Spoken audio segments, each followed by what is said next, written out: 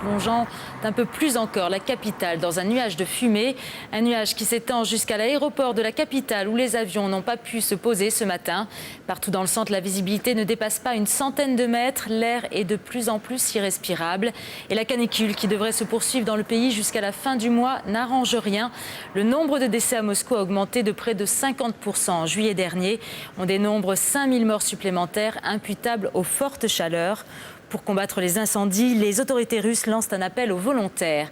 De nouveaux feux de forêt se déclarent chaque jour. Ils s'approchent dangereusement d'une région dont les sols et les végétaux avaient été irradiés lors de la catastrophe de Tchernobyl. Si un incendie se déclarait, des substances radioactives pourraient s'envoler et contaminer l'atmosphère. Les explications de Florence Bavic. Éviter une catastrophe nucléaire coûte que coûte. Plusieurs centrales, dont celle de Sarov, à 500 km à l'est de Moscou, sont menacées par les feux. Souvent construites au milieu d'espaces boisés, elles sont particulièrement vulnérables.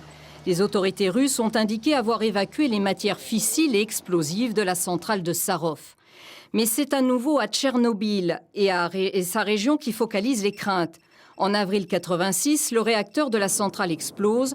Les conséquences sont tragiques.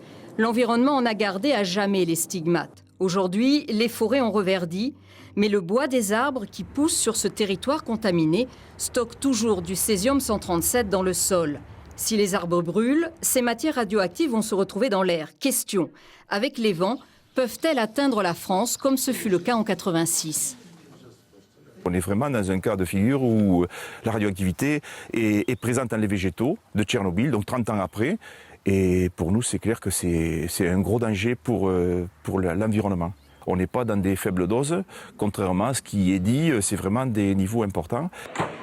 L'Institut de radioprotection et de sûreté nucléaire évite de jeter de l'huile sur le feu, affirmant que si un nuage de particules survolait à nouveau la France, cette pollution ne serait pas de nature, je cite, à provoquer une inquiétude d'ordre sanitaire.